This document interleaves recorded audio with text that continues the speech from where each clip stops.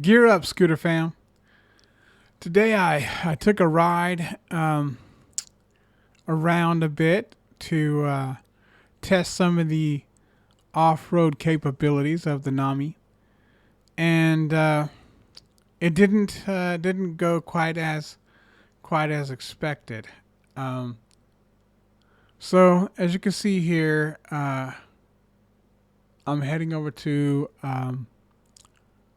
it's called a bike park.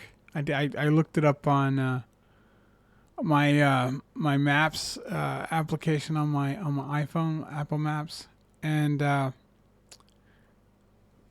went out here to try to see how the Nami would handle some of these little things, and I was kind of hoping to get a better I guess run at it experience, but in any case, today maybe the ground was a little wet or something. I mean, it's not too bad, but um, I wasn't able to get I wasn't able to get going very well um, off road today. So I jumped off here in the grass. I've done this. I haven't actually been off road on the Klima yet. I jumped off road here to kind of test it out. And it might have been just because the grass was very damp and the dirt was very damp. But I just the scooter felt very heavy, difficult to move through the um, terrain, and so as you can see, I had to step off a couple of times to walk the scooter because I just wasn't getting enough movement out of it. And when I tried to hit the accelerator a bit more, it just became seriously uncomfortable, and I still was just really dragging. So I eventually just gave up and walked the scooter over to the pavement. But yeah, today wasn't the best run as far as off roading. I just wanted to show you this clip real quick. I actually had the camera pointed down towards the ground. Incidentally, I was trying to get the handlebars in the frame, but um, I changed it up today and put a helmet. I put the cam on my helmet today because on the last video I was kind of noticing every time I would step down, the camera was getting caught behind the bag. I don't know. It just seemed like a little bit annoying. Here's a bit more footage with better camera angle on the way back, so you can actually see what's going on ahead. So um, let me know which one you guys like better in the comments. I can go back to the chest cam. Um, I like being able to see the display because I could even check my speed when I go back and so forth, my mileage, and so I use that quite a bit when I'm reviewing my videos to kind of see how things went. Um, and it doesn't jump around as much, so the helmet cam kind of jumps around as much, but you also get a better perspective in general, I think, because it's movable as opposed to just seeing whatever is on my chest, regardless of how I turn my head. The off-road experience was a little bit lacking today. Probably will, there's another trail I've been down before. It's a little rough though. It's kind of in the woods, and there's lots of roots and stuff to contend with. I went through on the hover one once, and then there was some deep gravel that I kind of had to jump off of, and I was curious to test the Klima in that situation, but I'm not as curious anymore. I'm not really sure that's what I want to do. So, someone had mentioned to me getting some off-road tires for the Klima, but I'm not going to be using it off-road in general. So that kind of seems, yeah, I probably wouldn't go to the trouble of getting off-road tires for the Klima. But never know. Maybe I'll get another scooter in the future that's a little bit better for off-roading and get some off-road tires for that, and then I can go experiment with that one on some of these courses, and maybe if it was a little drier, it would perform better. But it was seriously damp, and it wasn't like really muddy, but it was certainly, wet, or like I said, just kind of kind of damp out. So the grass is wet. You can see the puddles right there. So there were puddles here and there. The grass was certainly a bit wet, and that might have contributed, but I really didn't think it would hold me back that much compared to what it did. I took the total trip today was 11 miles. So I had ran 8 on the first yesterday, and that was on a regular Walmart trip. And then I went out today another 11 miles. So that puts me at 73 miles, right at 73 miles so far on the odometer. And this is my second, going through my second cycle of charge. So I'm at 77% battery. So I've went 19 miles on 23% battery so far, which is great. Honestly, it's great. I went further than my however one journey max could go, probably at once, being 19 miles. Certainly without losing a serious bit of acceleration in there at the end. I might be able to go 19 miles, but certainly not much further. And around 18 or so, it drops way down in acceleration. So the fact that I've gone 19 miles and still have 77% battery is wonderful. Based on that estimation alone, I should get over 60 miles of range. However, I've already been through one cycle and I got 54. So I think it comes out to like 66. As I mentioned before, once you get down towards the lower end of the battery, you're not going to get the same percentage as you would in the higher end of the battery. So whether that's your efficiency going down or whether they just, on the way they measure that, kind of trails off. In either case, I was getting 12% on an 8-mile trip towards the end, which comes out to still about, I want to say it's about 60, maybe 60%, somewhere in there. So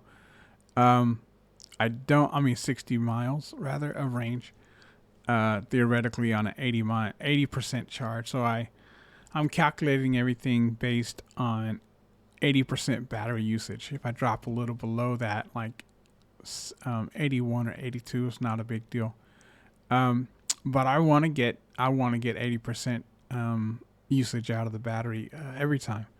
So that's why I lowered my threshold for my battery from 25 to 10, because I expect to be running lower than 25% on a regular basis. I don't really expect to be going much lower than 20%, but I want to leave a little leeway just in case. I could turn to 15, but the truth is I think 10 is fine, and I don't ever plan on seeing that low. So I'm being very conservative there, and once again, things don't always go to plan, but that's if I'm scheduling it, that's not going to happen.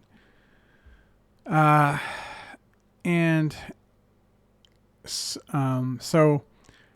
I just wanted to kind of, review that a bit. I got 54 full miles of range last time off of 100% charge. I didn't ride it. I got it. And once I got the wheel spinning inside, and I was able to get the brake sensors fixed and so forth, I charged it up to 100%.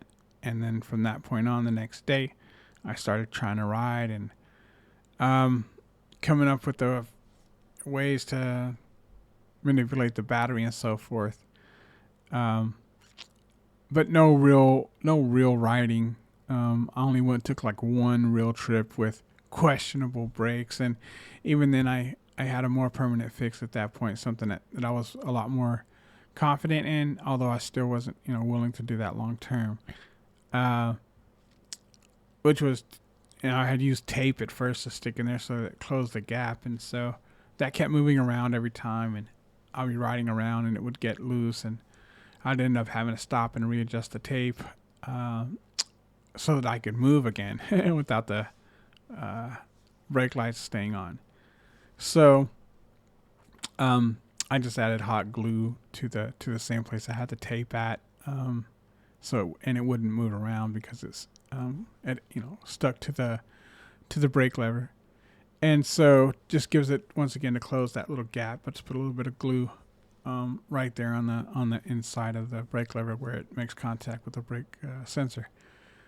And that was enough. I really had no problems out of that. It worked pretty much like normal. Would I do that long term? No. Will that glue end up getting loose over time? Sure. Will it eat? Will it chip off? With every squeeze, it becomes less and less stable, and eventually it probably would cause me problems. So it's not something I would do long term. That's not a real long term solution. But I really wanted to ride a little bit, so I did take one trip like that. And then the next day, I got my new brakes, and the rest is history, as they say. But in either case, I got 54 miles on my first charge, and I wasn't sure. And a lot of that was really slow miles per hour. Not in eco mode, as I said. A little bit of dynamic mode, D mode, when I was just kind of riding around with the brakes not all the way working. And then I've ever since I fixed the brakes, I've been in sports mode. And so that's the mileage that I got. Like I said, right now I'm calculating to come out, 60-ish miles, which is I don't expect. But this, since recharging here, I've been on 2 trips, one for 8 miles and one for 11 miles. The one for today, I spent a lot of time in the roads, keeping the average speed up a bit compared to what I normally do, just because it was a longer trip. I went through a lot more residential neighborhood than I would do on a normal day. Like I said, it was 11 miles, so about three more miles than I'm normally used to doing, and I was nonstop today. So I didn't go inside anywhere. I didn't park my scooter. I ran it, the whole time. And so everything that I got today, I got obviously in sports mode. Everything I've gotten since I've recharged this time has been in sports mode, and I'm still getting pretty good range and out of the battery. So I'm very curious to see how this goes. I'll continue to update you guys, but right now we're at 19 miles and 77% battery left, which is I think awesome, really awesome. All right, next topic I wanted to discuss was I've gotten some comments a couple of times, and I might have touched on this before, but I'm going to kind of do a little bit more touching on it. And pretty much what it comes down to is quality control and customer service, just in the scooter industry in general, across scooter companies, current scooter companies, big or small. I will say that it's seriously lacking. Customer service and quality control are seriously lacking, in the scooter market.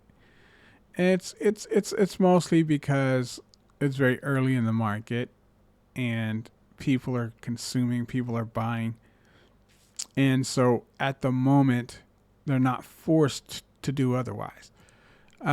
People are still going to buy. There's so much growth going on. New scooter companies jumping into the market all the time with nice scooters. I've seen some really decent scooters about to come out from companies I never heard of.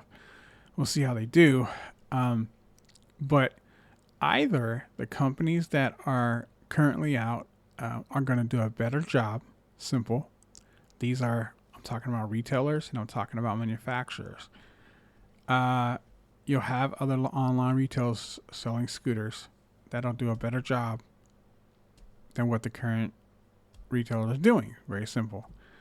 It's called competition, and you'll have scooter manufacturers do a better job of quality control. So the retailers need to step up and handle the customer service. And if it's like Apollo, where the retailer is the manufacturer, then they need to step up on both accounts. So, yeah, that will come into play more and more as we see growth in the market, as competition heats up and people try to grab a share of the market. And the ones that do are going to succeed, and the ones that don't are not. Simple, very simple. I have an MBA, and that's how things go. I have a bachelor's in economics and a master's in business, and I can tell you that's going to happen. So, I'm sorry, scooter retailers. If you see this video and you don't like what I have to say, you should heed my warning, because it's just a matter of time. Scooter manufacturers, same thing. Quality control is huge, huge, huge. You're shaping opinions of your company right now, and there are some companies doing it better than others, but no company is doing a spectacular job. Not one. I've not heard one company are just completely on top of it. I've gotten 3 scooters, and not one of them has come in perfect condition. There's something wrong with every single one of them. Some cosmetics, some little problems that I had to fix that didn't stop me from riding the scooter. And then even the $2,000 Klima had problems that prevented me from riding the scooter. So that's less than adequate. And those things will improve, guaranteed. You should not get a scooter and have to fix it yourself in order to ride it. And that's what I've done twice now. Once, completely unable to ride. One of my Herbert One Journey Max, I had a cosmetic issue. Another one, I had a bent fender. And so that was the, the bent fender I had to fix. I could ride it, theoretically. But it rubbed, and, long term, that wouldn't be a good idea. Short term, it just made a weird sound. But long term, no. So I fixed it. Cosmetic issue with some rust. I got a rusty stem right off the bat, brand new. Scooter with rust on it, and then touch-up paint around the rust. So unacceptable. These things to me are unacceptable. I paid money for a brand new scooter that works, and I've not gotten one, not one. So I've heard people that have gotten good experiences. It seems like maybe I'm just really unlucky, but across the board, I've not heard anyone, or I'll say I've heard something about every single scooter company that I'm familiar with having problems. Customer service problems, quality control problems, period. And that's just got to be, we got to do better than that, guys. All right, next topic. Should you finance your scooter? No,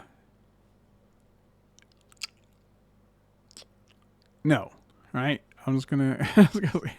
I could say it a lot meaner than that, but absolutely not. Absolutely not. You should never go into debt over something like a scooter. I don't even finance my car. I'm not gonna finance a scooter. So save up your money. Get a scooter that you really want to get. Take your time. Be patient. Wait it out. It's just a scooter is a scooter. Well, and oh my gosh, once again, unless you're gonna make money with it, I get it. It's a nice little fun mode of transportation, but financing it, I'm sorry, that's ridiculous. And I'd really be angry if I were financing a scooter and I got it and it didn't work. Now I'm making payments on something I can't ride. I spent $2,000, but on the Klima. But once again, it's money I saved. It's money I plan to spend. I just can imagine paying interest on top of that $2,000 and not being able to ride my scooter. Um, top speed so far, I've been above 23 at least. I mean, or at least 23. Today I didn't get a good reading because I didn't have my chest cam on. So I'll need to get a better look at that in the future. I'm certain it's 23 or more. It only goes to 26, so somewhere in that range, 23 to 26 miles an hour. I feel like I was going pretty fast on a couple, but and by the time I glanced down, like it said 23. So I don't know if I was at top speed that I was at when I glanced, but it was around there. So anyway, guys, just wanted to touch on that a little bit. I'll keep you guys updated on everything. We got Black Friday sales coming out for Apollo tomorrow. I did look this today after it's after midnight on the first when I'm recording this, so there's nothing there at the moment. I'll have to wait, and I will get that out as soon as it drops. And I'm available to do it, but I'll be watching it very close, and I'll put a video out as soon as it happens. So maybe kind of a quick video, maybe staring at the website, but either way, I'll let you guys know. If you found this content helpful and you enjoyed it, please like, share, and subscribe, and happy riding.